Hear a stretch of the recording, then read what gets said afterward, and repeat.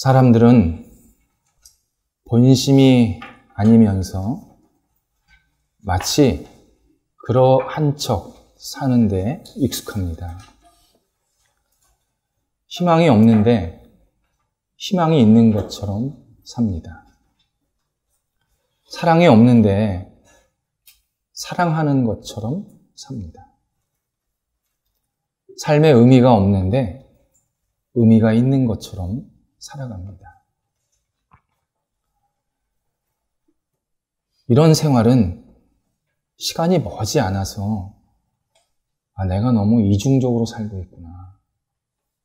내가 지금 가짜 인생을 살고 있구나. 심각하게 깨닫기 시작합니다. 가짜 인생의 정점에는 하나님 없이도 나는 살 수 있다. 나는 하나님 없이도 잘 사는 것처럼 그렇게 살 수 있다고 스스로 생각합니다. 그러면서 하나님 믿는 사람을 나름대로의 기준과 평가로 상대방을 분석하기 시작을 합니다. 하나님을 믿는 사람은 개인적인 성품이나 심리나 감정이나 상황에 따라서 그가 하나님을 믿게 된 것이다. 하나님이 있어서 신앙생활을 하는 게 아니라 자기의 욕구를 채우기 위해서 또는 자기의 욕구를 이미 채웠기 때문에 신앙생활을 하고 있는 것이다. 그렇게 쉽게 판단합니다. 이러한 판단은 본인에게도 마찬가지로 적용될 수밖에 없습니다. 사람은 객관성과 합리성이 있다고 이야기하지만 완벽한 객관성은 세상에 없습니다. 내가 달에서 살면서 지구에 사는 사람들을 보며 중립적이고 객관적으로 판단할 수 있다. 불가능한 얘기입니다. 나도 같은 하늘에서 같은 공기 마시면서 같은 경험하면서 상대방을 받아들이고 이해할 수밖에 없습니다. 사람은 기본적으로 환경의 지배를 받는 사람들입니다.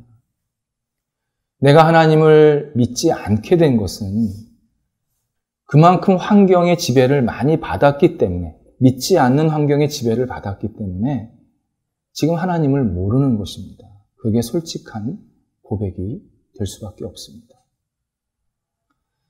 그래서 이 어려움을 극복하는 길이 하나 있습니다. 내가 가진 의심을 의심해 보는 겁니다. 의심은 성경에 의하면 죄의 결과입니다. 처음에 의심은 사람에게 있질 않았습니다. 그런데 죄 짓고 난 이후부터 의심이 계속 생겼습니다. 어떤 형태로든 치유가 돼야 하는 것입니다. 근데 이 치유의 방법 중에 하나가 내 의심을 의심해 보는 겁니다. 그러면 세상이 굉장히 넓게 보이기 시작합니다. 무엇보다도 신앙생활을 막 시작하려고 할 때, 내지는 신앙생활을 더 진지하게 하고 싶을 때 굉장히 유용한 방법이 됩니다.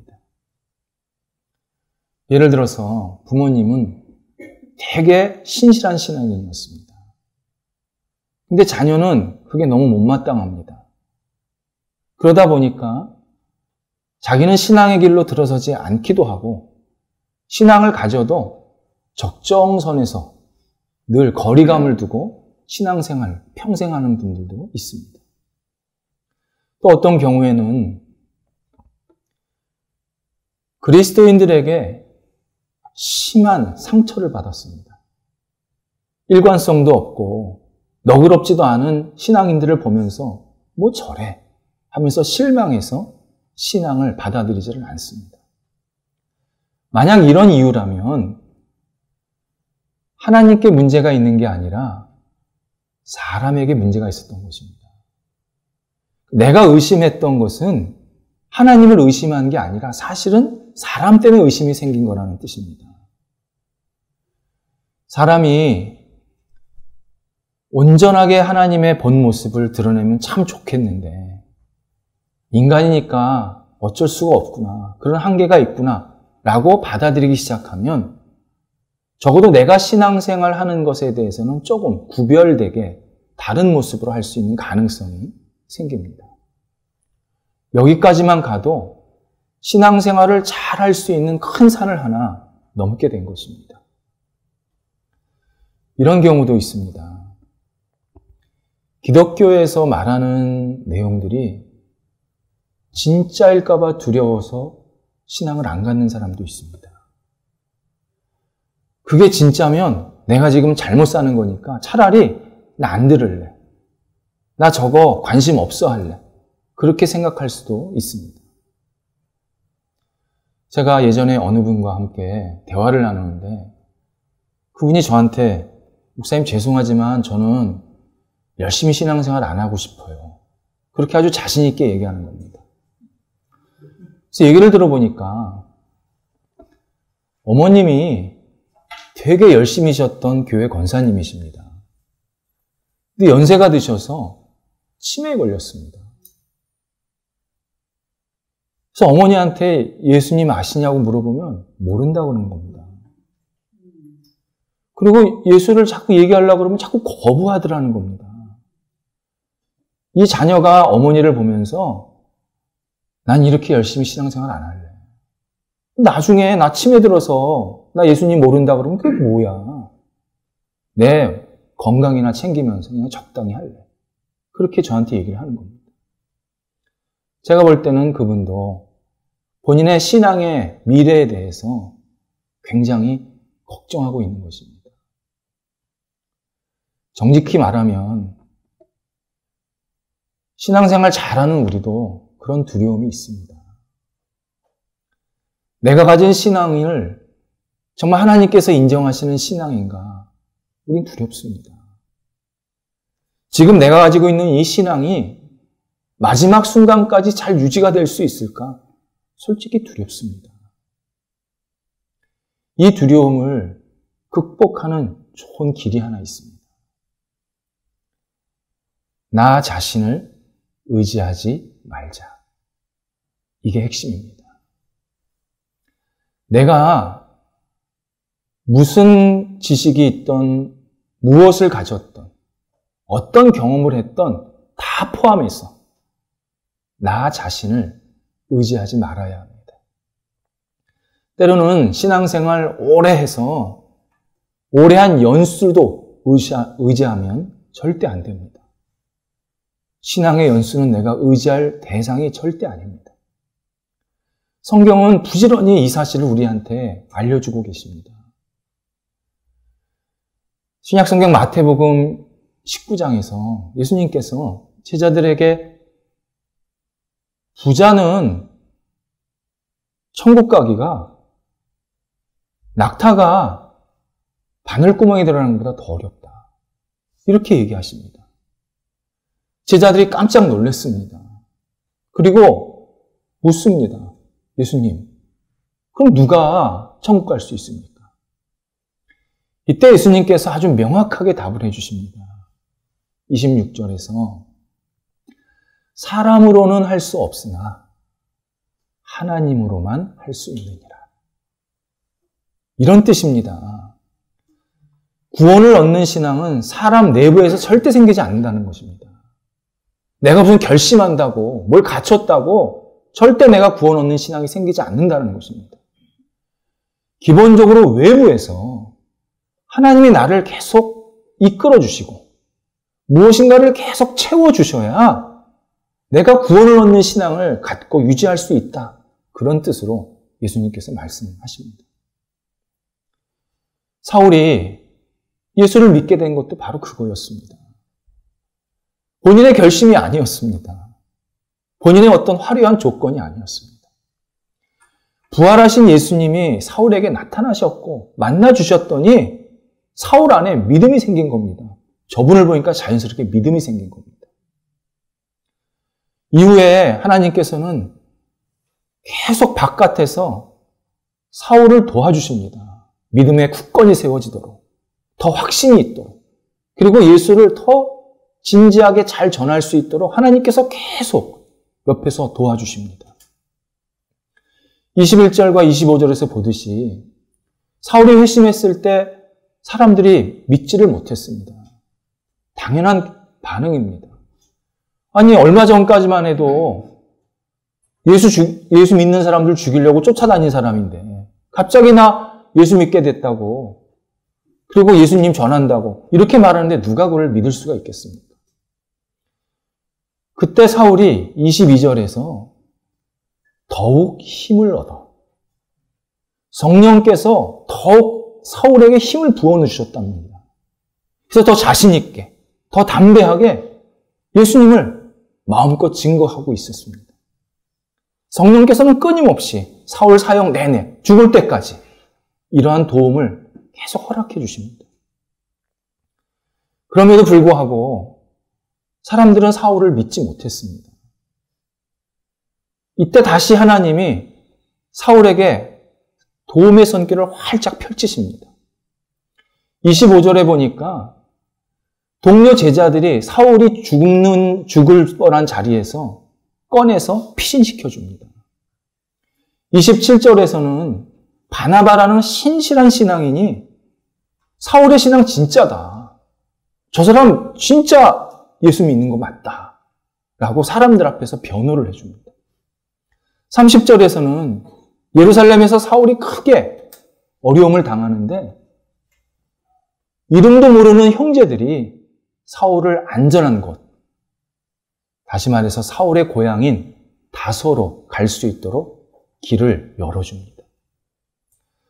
기독교 신앙은 개인적인 일이 아니라 공동체적인 일입니다. 내가 아무리 성경 많이 알고 기도 많이 해도 신앙이 절대 곧게 깊게 들어가지는 못합니다. 기독교 신앙은 누군가 나를 위해서 기도해주고 말씀을 서로 나누고 은혜를 서로 나누고 서로 사랑의 교제를 할 때 그때 신앙이 든든히 세워집니다. 그리고 성숙됩니다. 기독교 신앙은 나 혼자 나 예수 잘 믿고 있다고, 나는 공동체 들어갈 필요가 없다고, 난 교회 갈 필요가 없다고 생각하면 그분 자체가 이미 신앙이 무너진 상태입니다. 기독교 신앙은 내가 신앙을 깊으면 깊을수록 더 많은 교제와 나눔을 필요로 합니다. 운동 경기에는 개인 경기가 있고 단체 경기가 있습니다. 단체 경기는 나 혼자 잘한다고 절대 이기지 못합니다. 예를 들어서 세계적인 축구 선수 메시나 호날두 참 환상적으로 잘합니다. 근데 그들이 잘할 수 있는 것은요, 옆에 조력자가 있기 때문입니다. 누군가 잘 도와주기 때문에 골도 넣는 거, 그리고 승리도 할 수 있었습니다. 훌륭한 신앙인 옆에는요, 훌륭한 조력자가 있습니다. 그 훌륭한 조력자 옆에는요, 그만큼 훌륭한 또 조력자가 있습니다. 기독교 신앙은 이렇게 신앙의 끈으로 전부 연결되어 있습니다.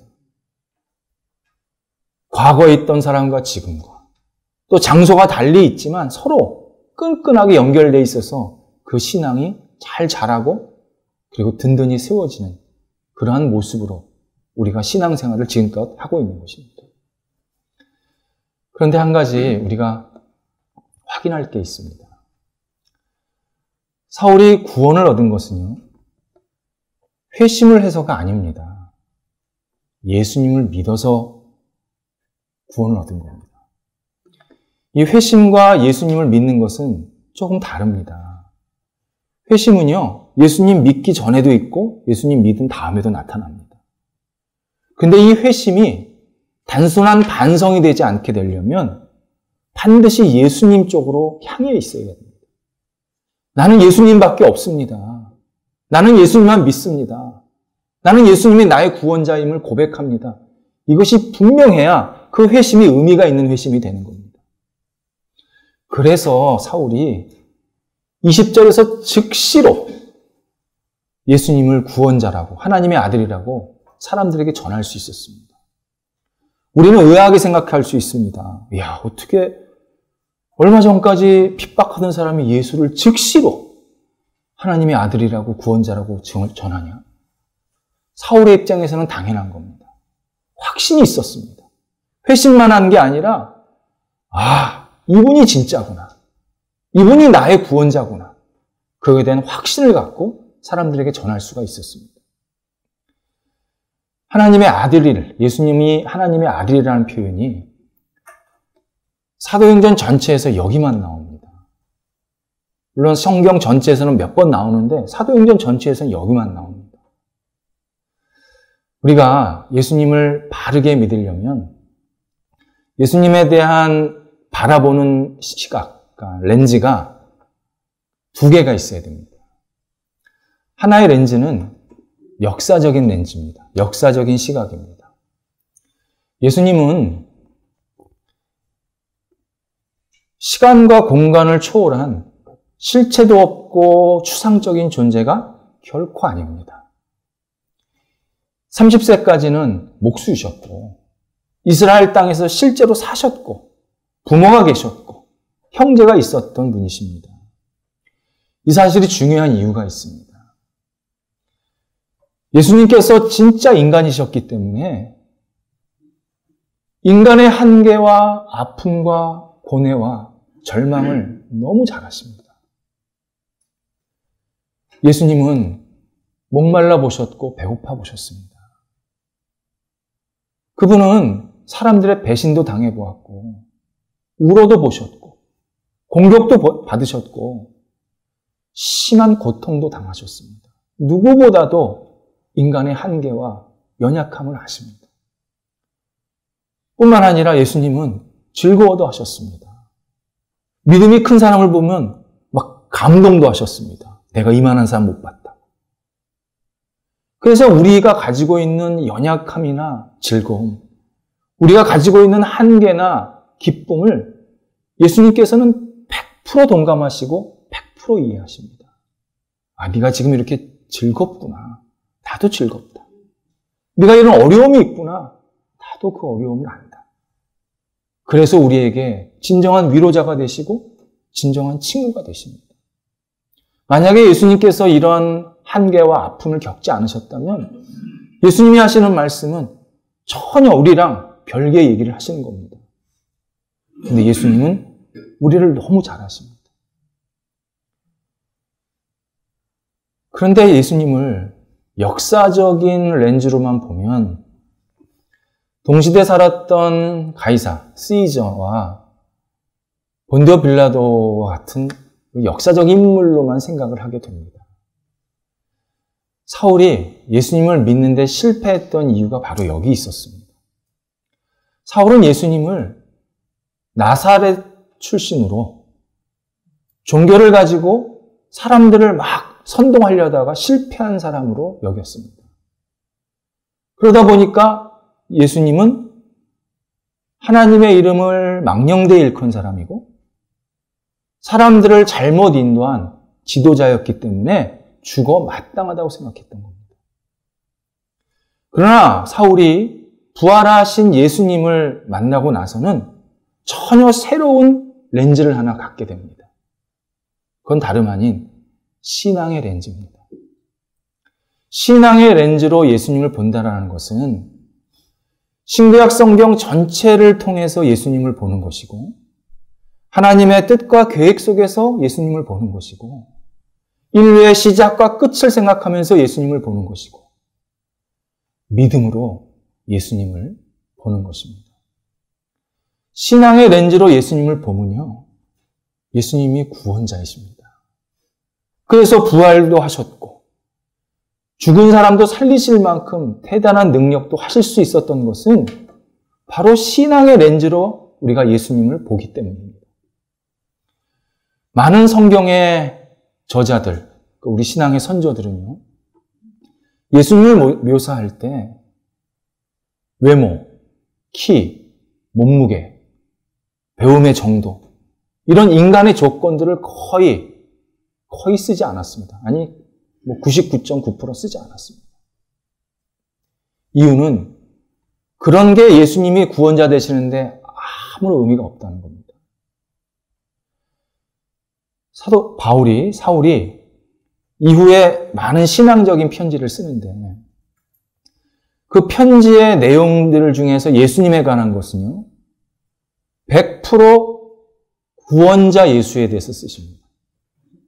예수님의 인물이 어땠다, 개인적인 어떤 성격이 어땠다, 이런 거 쓰지 않고요. 예수님의 존재는 구원자였고 그분이 우리에게 어떤 의미가 있는 것을 계속 쓰게 됩니다. 그게 핵심이라는 겁니다. 그래서 예수님을 신앙의 렌즈로 보면 예수님은 우리에게 확 다가오시는 구원자이시고 그 호칭이 뭐냐? 하나님의 아들입니다. 하나님의 아들의 호칭이 나오는 겁니다. 성경에서 나오는 하나님의 아들이라는 호칭은 철저히 예수님은 우리의 구원자라는 의미입니다. 하나님의 아들은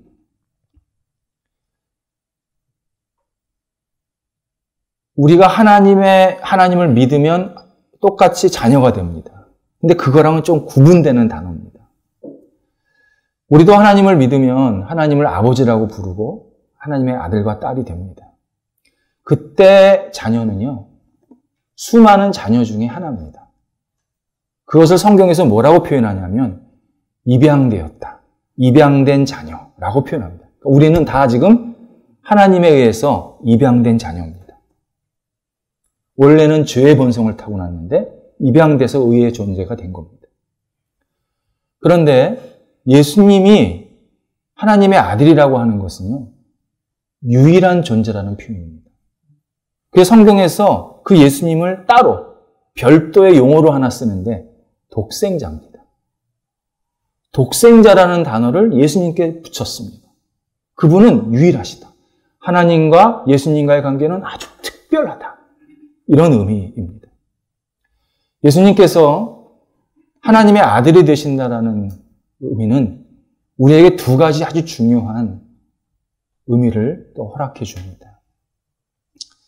먼저 신앙생활을 되게 구체적으로 하게 하십니다. 하나님, 그러면 우리는 굉장히 막연합니다. 보이지도 않고 가물가물하고. 그런데 예수님이 하나님의 권위, 능력, 존귀, 영광을 다 가지고 계십니다. 예수님이 하나님의 뜻, 계획을 다 가지고 계십니다. 내가 예수님을 믿으면 하나님을 믿는 겁니다. 내가 예수님을 따르면 하나님을 따르는 겁니다. 내가 예수님을 찬양하면 하나님을 찬양하는 겁니다. 성경에 나오는 예수님이 하신 말씀, 그리고 사람들을 대하신 태도, 이것을 그대로 따라하면 하나님께서 기뻐하시는 거고, 하나님이 원하시는 거고, 하나님이 인정하시는 그러한 삶이 됩니다. 그래서 우리가 하나님을 믿는다고 하는 게 굉장히 구체적으로 예수님을 따라가면 되는 그러한 신앙을 우리들한테 허락해 주십니다. 또 하나는 예수님께서 2000년 전에 이 땅에 직접 오셨듯이 하나님이 늘 우리와 함께 하신다는 의미가 있습니다. 우리가 하나님에 대해서 자꾸 오해하는 부분이 있는데 하나님은 멀리 떨어져 계시고 권위적이고 당신 하고 싶은 대로 다 하신다. 그렇게 생각할 수가 있습니다. 그래서 예수 그리고 하나님을 믿지 않는 분들도 있습니다. 그런데 그렇지 않다는 것입니다. 예수님께서 이 땅에 오셔서 사람들을 따뜻하게 대하시고 보호하시고 먹여주시고 잘 인도하셨듯이 하나님은 지금도 우리에게 그렇게 함께 하신다는 것입니다. 멀리 있지 않습니다. 떠나시지 않았습니다. 우리를 박대하지 않으십니다. 우리를 늘 따뜻하게 부모처럼 그렇게 사랑스럽게 대하십니다. 부모가 자녀를 대할 때 자녀가 잘나면 더 잘해주고 못나면 못해주고 그런 부모는 거의 없습니다. 그런 부모를 보통 계모, 계부라 그럽니다. 다 우리 부모님들은 내가 잘나나 못나나 그냥 나 사랑해 주십니다. 오히려 내가 좀 부족하면 더 애틋하게 보십니다. 내가 얘를 어떻게 더 도와줘야 되나? 어떻게 얘를 더 사랑해 줘야 되나? 그런 마음이 자발적으로 생깁니다.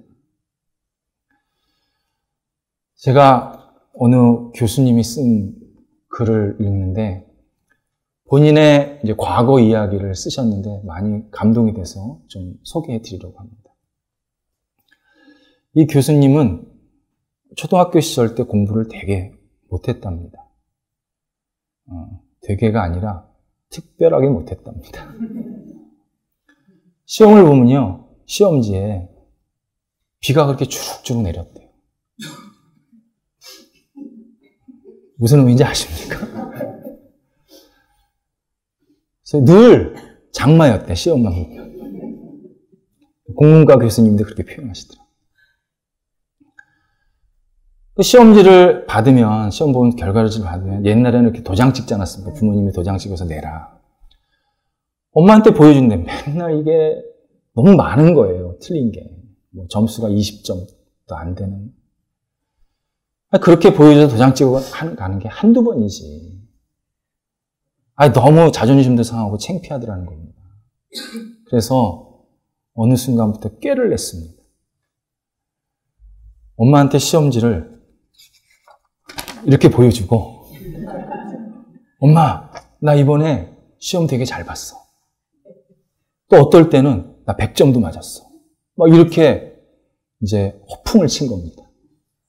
그러면 엄마는 이렇게 한 거 대충 보고, 이거 잘했다 하면서 자기를 이렇게 안아주고 등을 이렇게 쓰다듬어 주면서 우리 아들 참 고생했다.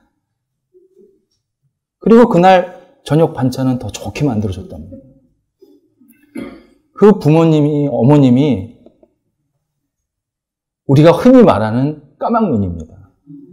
공부를 하나도 못하셨습니다. 그러니까 자기는 엄마가 글을 모르니까 잘 속아 넘겼다, 자기가. 그렇게 생각을 하면서 이제 지낸 겁니다. 한 1년쯤 넘었는데, 어느 날 엄마 뒷모습을 봤는데, 너무 죄송하더라는 겁니다. 엄마는 나 시험 봤다 그러면 늘 맛있는 거 해주고 그러는데, 근데 실제로 내 성적은 형편이 없고, 내가 이러지 말고, 언젠간 한번 진짜 100점짜리 한번 그 시험지, 그 엄마 한번 드려보자. 그런 마음이 생기더라는 겁니다. 그래서 그때부터 공부를 시작했답니다. 그래서 교수님이 된 겁니다. 참 해피엔딩이죠. 세월이 한참 지나고 어머니도 다 세상을 떠나시고 어느 계기에 어머님이 자신의 성적을 알았다는 것을 알게 되었습니다. 모든 성적을 다 알았고 짝되게 거진 것도 알았고 그걸 너무 잘 아셨는데 모른 척 해주신 겁니다.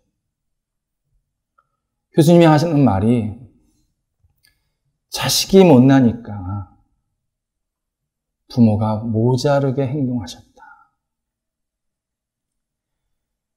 자식이 허풍치니까 그래 용기 잃지 마라 하면서 우리 어머님이 당신의 속상한 마음을 잘 감춰주셨다. 그러면서 눈시울을 붉게 만들었다고 그렇게 글을 쓴 겁니다. 하나님이 우리를 그런 사랑으로 대하십니다. 우리가 이 땅에 사는 거 힘든 거 하나님 아십니다. 하나님 믿는 거 어려운 거 하나님 아십니다. 내가 신앙생활 잘하려고 하면 할수록 유혹 많은 것도 하나님 아십니다. 내가 하나님 뜻대로 살려고 할 때 그만큼 더 많은 함정도 있다는 것 하나님 아십니다. 그래서 먼저 우리를 사랑해 주십니다. 우리 중에 어느 사람도 내가 먼저 하나님 사랑한다고 얘기한 사람은 없습니다. 하나님이 나를 먼저 사랑해 주셨고 하나님이 나를 먼저 만나주셨고 하나님이 나의 부족함을 아시지만 덮으시면서 우리를 일으켜 세워 지금껏 인도하고 계십니다. 우리가 이런 하나님 그리고 그 하나님을 동일하신 예수 그리스도가 우리의 주인이고 우리의 구원자라는 것은 우리의 대단한 복입니다. 이런 복이 어디 있습니까? 사울이 그걸 깨달은 겁니다. 자기가 이렇게 못난 사람이었는데, 자기가 이렇게 병든 사람이었는데 하나님이 나를 만나주셨구나. 예수 그리스도가 나를 이렇게 세워주셨구나. 그래서 죽을 때까지 예수님을 전할 수밖에 없었습니다. 우리에게도 마찬가지입니다. 우리가 하나님을 알게 되고 예수님을 믿게 되어서 구원 얻은 때 우리가 무엇을 하나님께 드릴 수 있겠습니까? 세상을 다 드린다고 뭐 하나님이 그걸 만족하십니까? 세상을 창조하신 분인데. 그저 우리에게는 감사합니다, 하나님. 하나님께 모든 영광 돌립니다. 이 고백 이후에는 다른 게 나올 게 없습니다. 평생 이 고백해도 우리는 모자른 사람들입니다. 하나님께서 그런 사랑으로 오늘 우리 이 자리에 앉혀주셨습니다. 그리고 그 사랑으로 또 한 주간 살아라. 걱정하지 말고, 두려워하지 말고, 세상에 가서 힘차게 살아라. 내가 네 옆에 있지 않냐. 이렇게 우리에게 말씀하십니다. 기도하겠습니다. 하나님, 저희를 먼저 사랑하셔서 하나님 안에 거하게 하시고 주님의 자녀로 이 땅을 살아갈 수 있게 하신 것 감사합니다. 저희들 부끄럽고 연약한 모습이 많이 있지만 하나님께서 저희들에게 더 크신 은혜와 사랑을 부어주셔서 오늘도 예배 자리에 앉게 하셨고 또 세상을 살 수 있도록 모든 것을 주관해 주셨습니다. 감사와 영광을 돌려드리고 예수 그리스도 하나님의 아들이 영원토록 우리의 주인 되어 주옵소서. 예수님의 이름으로 기도드립니다. 아멘.